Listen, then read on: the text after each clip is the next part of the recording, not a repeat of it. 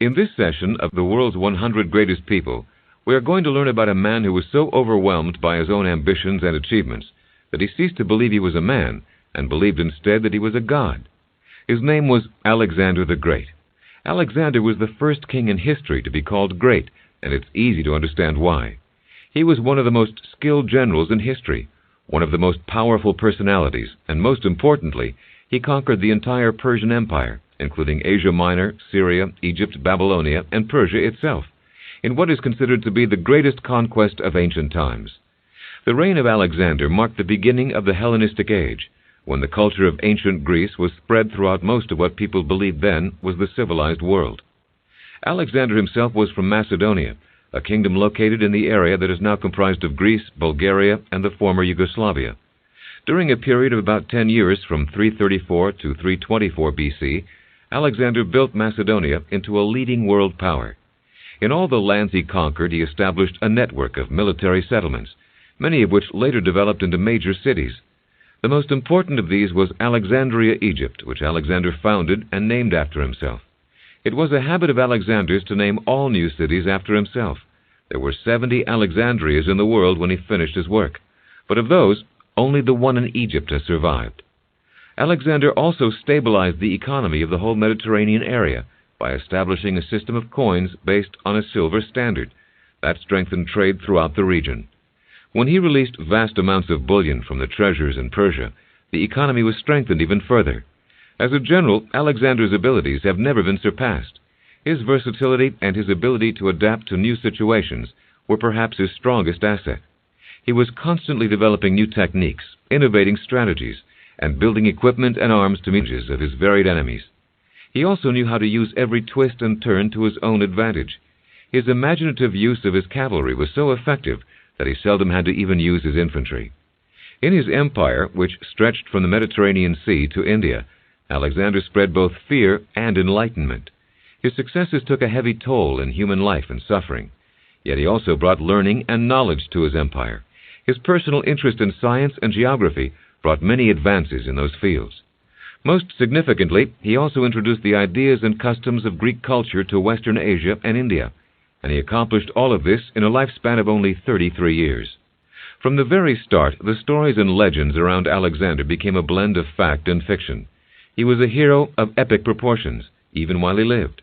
How true the many stories about him are is sometimes difficult to determine. But we know, by the very fact that they exist, that he must have been an extraordinary personality. It is clear he was a military genius and a gifted leader. It must also be true that his personality was magnetic, electrifying. He inspired tens of thousands of men, many twice his age, to follow him on arduous treks across mountains and deserts and into battles with unfamiliar foes on foreign terrain. His troops endured incredible hardship and overcame the greatest obstacles, all because of their loyalty and trust.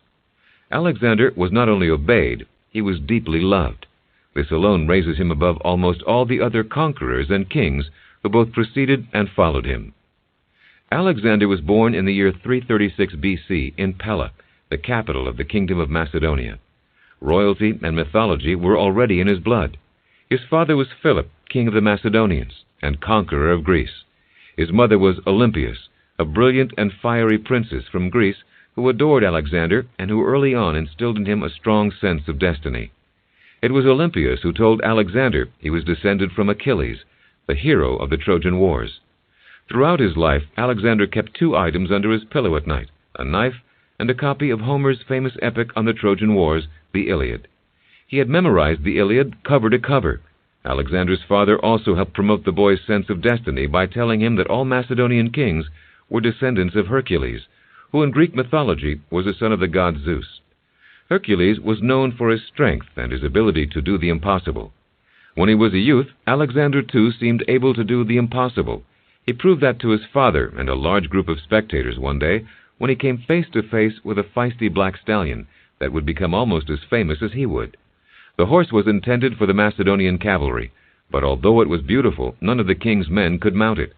Philip was just about to send the horse away when Alexander interrupted and begged to have his own chance at calming the beast. His father, thinking it might teach Alexander a lesson, agreed, on the condition that when he failed, he would have to pay his father the horse's value. Alexander walked towards the horse, who immediately kicked and reared. The boy saw that the horse was frightened of its own shadow, so he took it by the reins and turned it towards the sun. He let it catch its breath, and then he jumped on its back. The horse galloped away, slowed down, and allowed itself to be led back to Alexander's father. The court broke into wild applause. Philip, who was both stunned and proud, is reported to have said to Alexander, "Seek another kingdom that may be worthy of your abilities, my son, for Macedonia is too small for you." Alexander named his horse Bucephalus, which means ox head, because the black steed had a white mark on its forehead that resembled an ox head. For the next 18 years, whenever Alexander went into battle, Bucephalus was with him. It carried him as far as India, where it died suddenly in the middle of a battle. Alexander erected a city there, and for once he did not name the city Alexander.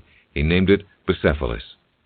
Sometime around 343 BC, when Alexander was about 13 years old, Philip hired a tutor for him. This was no ordinary tutor, but a tutor suitable for a descendant of Achilles, Hercules, and Zeus himself. The tutor's name was Aristotle. Aristotle had an interest in science, medicine, and philosophy, and it's probable that he helped kindle a curiosity about plants and animals that Alexander demonstrated his whole life. He may have also encouraged Alexander's interest in other countries and peoples. As a ruler, Alexander was unusually interested in and respectful of the varying cultures in his dominion. Under Aristotle and other teachers, Alexander studied literature, philosophy, politics, and sports, and was trained in physical fitness and exercise. His education followed the Greek principle of a sound mind and a sound body. When he was 18, Alexander had his first opportunity to put his education on warfare to practical use. His father put him in charge of the cavalry at the Battle of Chaeronea, a battle that gave Macedonia control of Greece. Philip's next plan was to invade the Persian Empire in Asia, but his plan was thwarted by his own death. He was murdered in a vague conspiracy that included one of his bodyguards, and may even have included Alexander's own mother, Olympias. At the age of 20, Alexander became king of the Macedonians, and his father's plans to extend his empire into Persia now became his plans. But first, there was business to attend to at home. The new king's first act was to find the conspirators behind his father's death, whom he believed were a group of princes, and to order their executions. Then he executed all his rivals. During this time, he also visited the oracle at Delphi, northwest of Athens. It was believed God spoke directly through the priest or priestess at such an oracle and would reveal the future of those who came seeking it. Alexander went to the priestess at Delphi only to be told by her that the god Apollo could not be approached that day. Alexander, who never responded well to a refusal, grabbed her by the hair and dragged her to the altar. There she gave him her prophecy. "My son," she said, "you are invincible." This invincibility would soon come in handy. After Philip's death, some of the Greek cities under Macedonian rule revolted. One of the most rebellious was Thebes. Alexander marched his troops towards Thebes, covering 100 miles of mountain passes in only 6 days. These swift marches would later become one of his trademarks. He arrived at the gates of the walled city and offered to accept a surrender. When the citizens refused to surrender, he stormed the walls. 6,000 Thebans were killed and 30,000 others were sold into slavery. Alexander then had the city leveled to the ground, sparing only the temples and the house of Pindar, the famous lyric poet. He would try to make amends for this violence the rest of his life. Whenever he came across Thebans, he offered them help in exchange for destroying their home. The destruction of Thebes was meant to serve as a warning to other rebellious Greek cities. It worked. With Greece under control again, Alexander turned his attention to his father's plan to invade Persia. He started for Persia in 334 BC with an army of 35,000 men, both infantry and cavalry, of whom 14,000 were Macedonians and 7,000 were Greeks. It would prove to be one of the most remarkable armies in history, notable most of all for its combination of armaments and talents. There were archers, javelin men, a superb cavalry that was the core of the unit, and an infantry that carried 13-foot spears and shields. Accompanying them were surveyors, engineers, architects, scientists, court officials, and historians. It was an army designed to establish an empire. First, Alexander led his men to Troy, where they could honor Achilles, his hero from the Iliad, and his alleged ancestor. Then he led them east in search of his own epic adventures. As the army traveled from Europe to Asia, the Persians sent out troops to meet them. The two forces came face to face at the Granicus River in northwest Turkey. Alexander and his cavalry charged across the river. Alexander perched high on his beloved Persepolis, 2 white plumes atop his helmet. He charged up a riverbank, towards a Persian leader he'd chosen for battle. He killed the man with his spear, and was just about to be killed himself by another Persian scimitar, when his friend Clytus appeared and cut the man's arm off. The Persians eventually fled, and Alexander won the battle. It was this pivotal battle that opened all of Asia Minor to Alexander the Great. Alexander gave special funerals for his men who died in battle. He also had their statues cast in bronze, and gave their families tax-exempt status. After a battle, he always visited the wounded as well, encouraging them to tell him their brave deeds on the field. After Granicus, Alexander's troops continued along the southern coast of Asia Minor, then headed north for the city of Gordian, near what we now know as Ankara, Turkey. It was here that one of the most famous legends about Alexander would be born, the legend of the Gordian knot. A chariot said to be that of King Midas was fastened with thick cords made from the bark of a cornel tree. An ancient prophecy had declared that whoever could untie this complex knot would become the ruler of all Asia. The knot was so cleverly tied that no ends were visible. Alexander first tried to find the ends by looking beneath the chariot. Unable to find them or untie the knot, he drew his sword and with one slash severed it. One of his historians wrote, "There were thunderclaps and flashes of lightning that very night." From Gordium, Alexander marched south, but he soon developed a bad chill and fever that brought him close to death. The doctors were afraid to treat him, for fear of the reprisals if their patient died. But one doctor named Philip, confident of his medicine, offered to help. Alexander sent for him. The doctor arrived with his potion, and as he did, Alexander was reading a letter that claimed Philip intended to poison him. He took the potion from Philip at the same moment that he handed him the letter, and as Philip read, Alexander drank. Philip was appalled by what he read, and hastened to deny it. Alexander stopped him. He finished the potion, put the cup down, and smiled.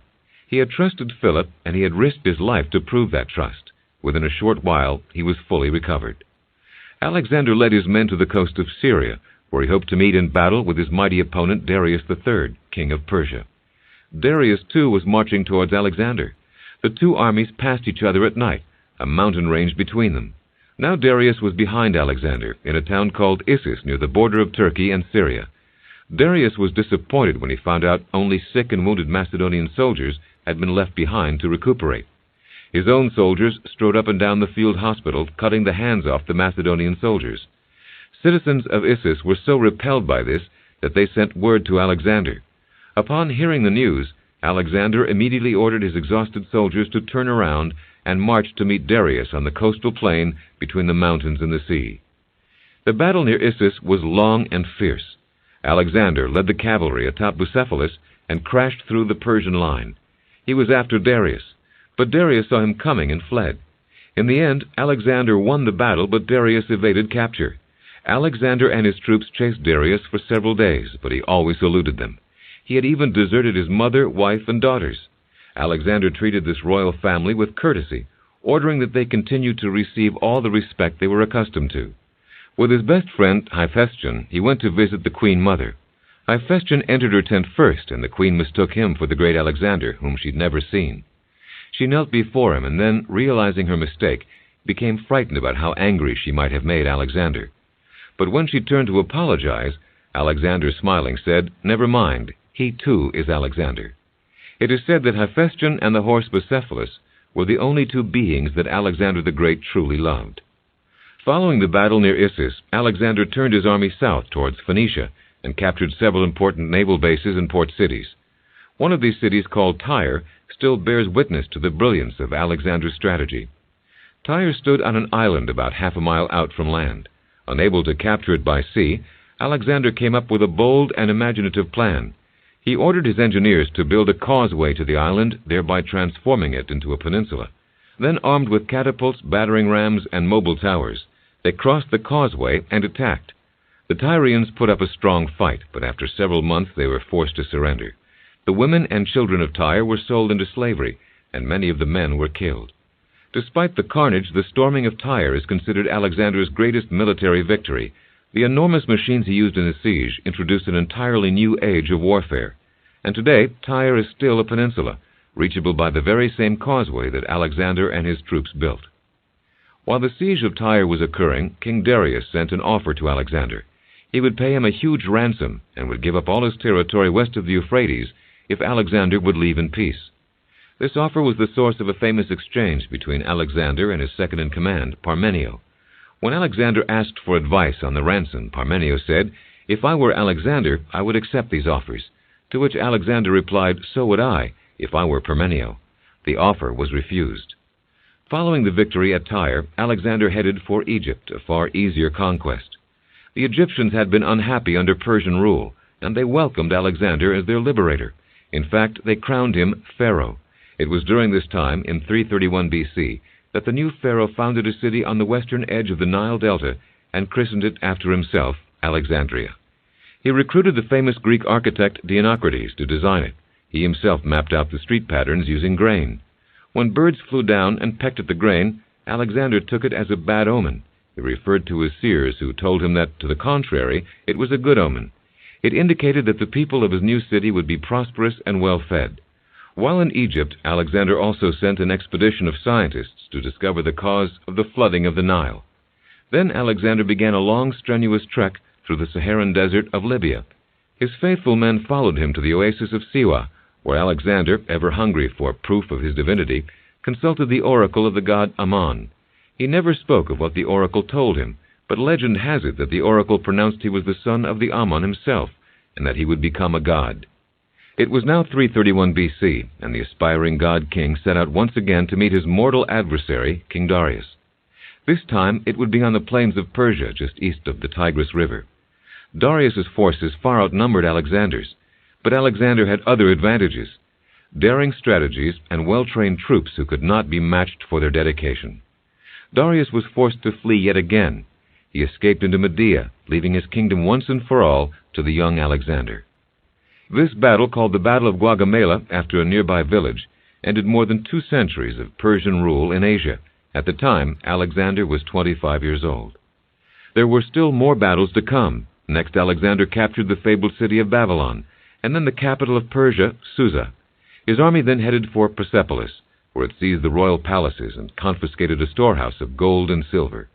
Before leaving, Alexander ordered his soldiers to burn down the palaces of Xerxes, a former king of Persia who had invaded Greece. Although tradition has it that this was done in one of his common drunken revelries, there were other reasons. One was that Alexander, on his approach to the city, had seen the slaves of Persepolis fleeing the city. He had been horrified by their hideous appearance, which was described by one of his men this way: "All had been mutilated. Some lacked hands, some feet, some ears and noses."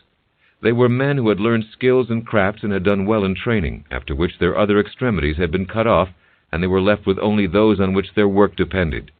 If this wasn't reason enough for Alexander's ferocity, there were other, more practical reasons. There had been a major uprising in Greece, and Alexander hoped the destruction of Persian palaces would mollify them. Still others believed that Alexander intended it as a last and final act of revenge that would pave the way for unity. His views on the empire had been changing. He now hoped to achieve a cooperative government in which Macedonians and Persians ruled together. It was now spring in the year 330 BC. Alexander swung north towards the Caspian Sea in pursuit of Darius. Darius began to gather troops to fight Alexander, but he found few men willing to face the conqueror. One of his own noblemen, a governor named Bessus, opposed Darius's plans and promptly assassinated him. He then named himself king, but few recognized him as such. It was clear to everyone in the empire the new king of Asia was Alexander the Great. His father's advice that Alexander find a kingdom worthy of him had not been in vain. Alexander sent for the body of his foe and had it buried with due honors in the royal tombs of Persepolis. Alexander almost always took care to give his enemies in death the honor they had earned in life. He often arranged funerals for them and saw to the welfare of their families. It was an extension of the same respect he showed his own men. He made every effort to make their lives as comfortable as possible and to minimize their danger. He knew thousands of his soldiers by name. He rewarded any act that contributed to the army's success, whether it be a brave sacrifice in battle or the simple willingness to carry extra supplies. Following the death of Darius, Alexander continued to Bactria and across the Hindu Kush mountains. He sent one of his generals in pursuit of Bessus, Darius's assassin. Bessus was captured, flogged, and sent to Bactria, where he was punished in the traditional and gruesome Persian manner. His nose and ears were cut off, and then he was publicly executed. In Bactria, Alexander took another wife, a princess named Roxana, daughter of a local chieftain. But it was not love or passion that motivated the conqueror. He hoped the alliance would prevent rebellion among Persians in the northeastern and central regions. During this time, Alexander was having trouble with revolts in mountain regions of Persia, and he was also having trouble among his own men. There were rumors that Parmenio, his second in command, had been plotting along with his son to kill Alexander. Alexander had them both executed. Then he eliminated all of Parmenio's associates, and finally he promoted the men close to him that he could trust. He divided his cavalry into two sections, and put one in the command of his devoted childhood friend, Hephaestion. The other he put in command of another old friend, Clitus, the man who had saved his life at Granicus. Everything in order again, he pressed westward. During these years in Central Asia, Alexander's behavior began to change, and his sense of his own divinity became more pronounced. He adopted the customs of the Persian kings and demanded that the people bow prostrate at his feet. His Macedonian nobles and many of the Greeks found this request ridiculous. Alexander was a fellow warrior, not a deity. To the Greeks especially, bowing was an act of worship. Some merely laughed at his demands. Others became angry. There were plots against Alexander's life, and in response he executed several prominent Greeks and Macedonians. Among them was the nephew of his former teacher, Aristotle, who had joined the expedition as its official historian, but who had refused to follow Alexander's command to bow. He was killed shortly after on the grounds that he had been part of a conspiracy. There was another murder around this time in the village of Maracanda. It was a murder that increased the strain between Alexander and many of his Macedonians, and it was a murder that Alexander committed with his own hands. There had been a banquet, and like most of Alexander's banquets, all the diners had ended up drunk. At some point, Alexander got into a heated argument with Clitus, one of the commanders of the cavalry, and the friend who had saved Alexander's life in the Battle of Granicus. Clitus insulted Alexander, and in a rage, Alexander rose and drove his spear through Clitus's heart. There was no event in Alexander's life that caused him more remorse than this one. He refused to eat, and he refused to leave his tent. The army grew so worried about him they passed a decree saying Clitus had been guilty of treason and deserved to die. Finally, Alexander emerged from his tent. That tragic matter somewhat resolved, Alexander set out to invade India. He sent some of his troops through the Khyber Pass, and he led the others through the hills to the north. In one battle, he used yet another new and innovative strategy, elephants. He lined them up in front of his cavalry, knowing they would frighten the horses of the enemy who were unfamiliar with the huge beasts. Then Alexander caused panic among the elephants, causing them to trample the enemy troops. The soldiers retreated, and Alexander was victorious yet again. In June, Alexander fought his last great battle on the left bank of the Hydaspes. It was in this great battle that his beloved horse Persepolis fell. Alexander erected two cities on the spot, one named after himself, and one named after his faithful steed. Then he urged his men still further into India. It was an astounding idea. India at that time was really twice as big as any map showed it to be. He marched his men literally off the maps they had, into what they called the outer ocean, an ocean Greeks believed lay at the end of the world. No one knew what to expect, yet bravely they carried on. Alexander gathered the biggest force of his career, 120,000 men from all over his new empire. He ordered them to travel lightly, burning his own wagon of possessions as an example. By 326 B.C., Alexander had reached what is now Pakistan, but still he wanted to forge ahead toward the Ganges River. For the first time his troops mutinied. They were exhausted and the tropical rains had begun. Finally, Alexander gave in and agreed to lead them westward towards home. But before he left, he erected 12 altars to the 12 Olympian gods and ordered his men to build a fleet of 1,000 ships. Alexander wanted ships so that part of the army could sail home and explore the northern shore of the Arabian Sea and the Persian Gulf. He was researching a coastal route to Mesopotamia. The rest of the troops, Alexander in the lead, headed down the riverbanks on land. There was much fighting along the way. At the storming of one town called Malai, Alexander received a severe wound which left him greatly weakened. An arrow ripped through his chest wall and his lung collapsed. He continued to fight but eventually lost consciousness, causing panic among the soldiers who thought he was dead. He was moved to a camp 10 miles away from the base camp to recover, but his absence only sparked more rumors that he had died. When Alexander realized this, he had his men cart him to a ship on the river where the soldiers could see him. Their response was recorded by one of his admirals. He raised his hand to the crowd, and they cried aloud, some holding up their hands to heaven, some towards Alexander, and uncontrollable tears were shed in their astonished joy. Some of the bodyguards brought him a litter as he was being carried off the ship, but he ordered a horse to be fetched to him, and when he mounted it and everyone saw him, the whole army clapped their hands repeatedly. Then when he was near his tent, he got off his horse, so the army could see him walking. They all ran to him from every side, some touching his hands, some his knees, some his clothing. Others just looked from nearby and blessed him as he went. Some threw garlands on him. When he recovered, Alexander led his troops across the desert of Gedrosia in southern Iran. He chose this route because he wanted to emulate mythical figures who were said to have made the same journey. It was a disastrous decision. There was little water and a shortage of food and fuel. Many, especially women and children, perished when there was a sudden monsoon while they were encamped at a wadi, a ravine that is a dry riverbed. By the time they emerged from the desert, over half of Alexander's men had died, more soldiers than had died in all of his battles put together. During the march across the desert with his thirsty army, a soldier had approached Alexander and, kneeling down, had offered his king a helmet full of water. "Is there enough for 10,000 men?" Alexander asked.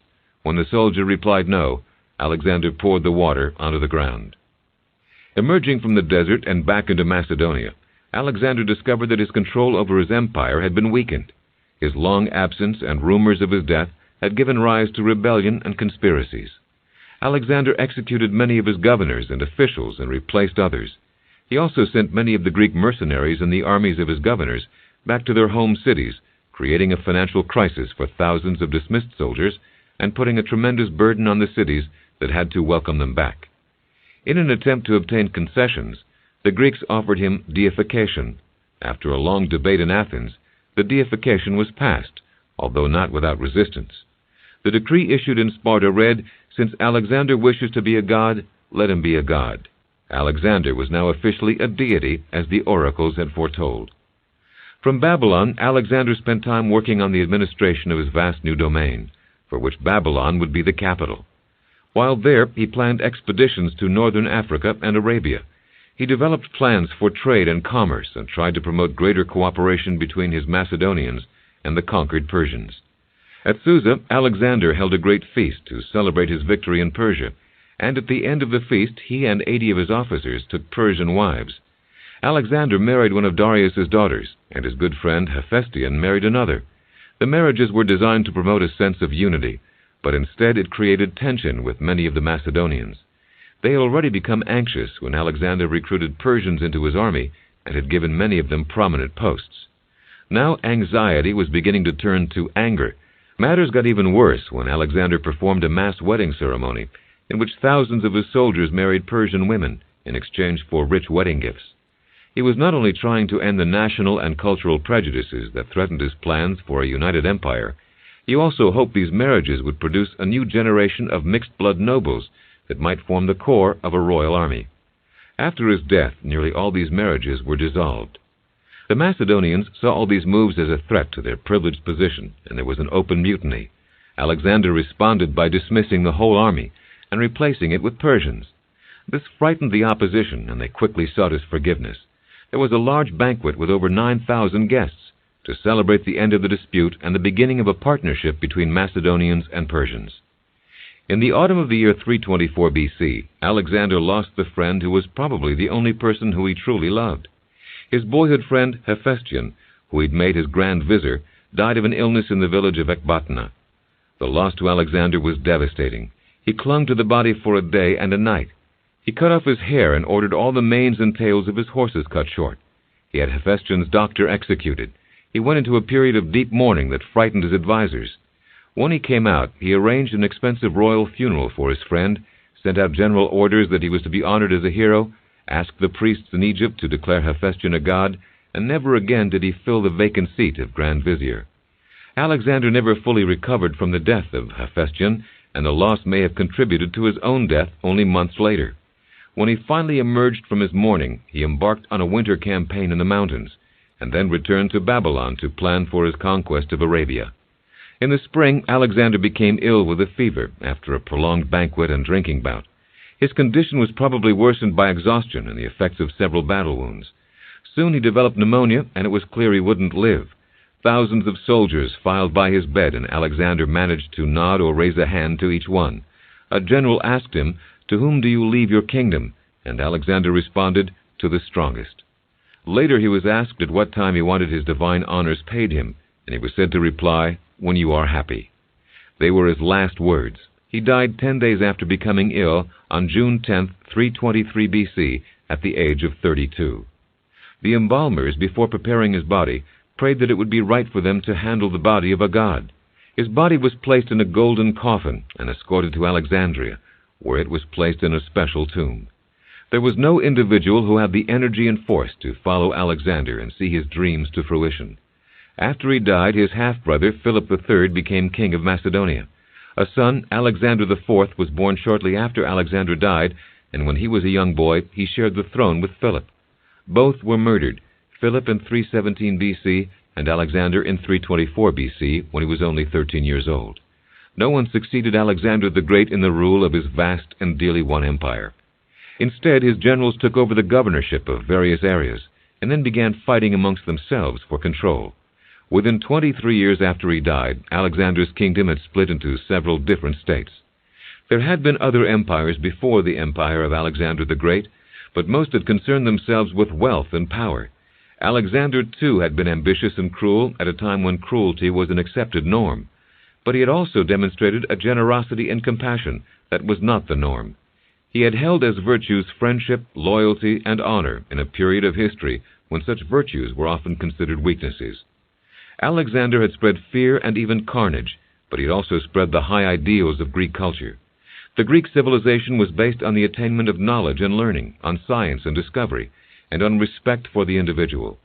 In all the great philosophy, art, and writings left to us from that period, one theme consistently runs true: the concept of individual freedom.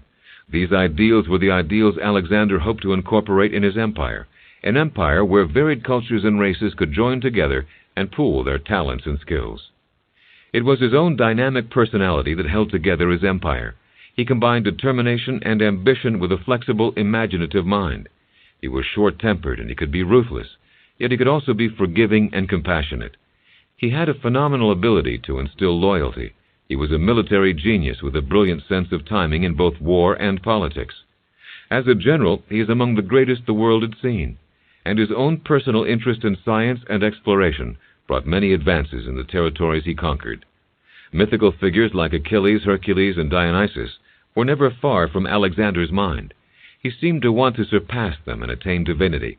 In his eyes, the means to that divinity was in the creation of a unified empire. Alexander was the first king to gain acceptance for the idea of a universal kingdom. He created a single world that stretched from Gibraltar to the Punjab. Territories in this world shared trade, a monetary system, social exchanges, and a common civilization. Alexander had, for a brief moment, unified the civilized world and showed that people of different races, cultures, and nations could work side by side. The acceptance for this unified world later paved the way for the Roman Empire. In addition, Alexander opened the Greek world to Eastern influences, which in turn paved the way for Christianity. In this sense, the actions of Alexander the Great affected the course of human history for centuries to come.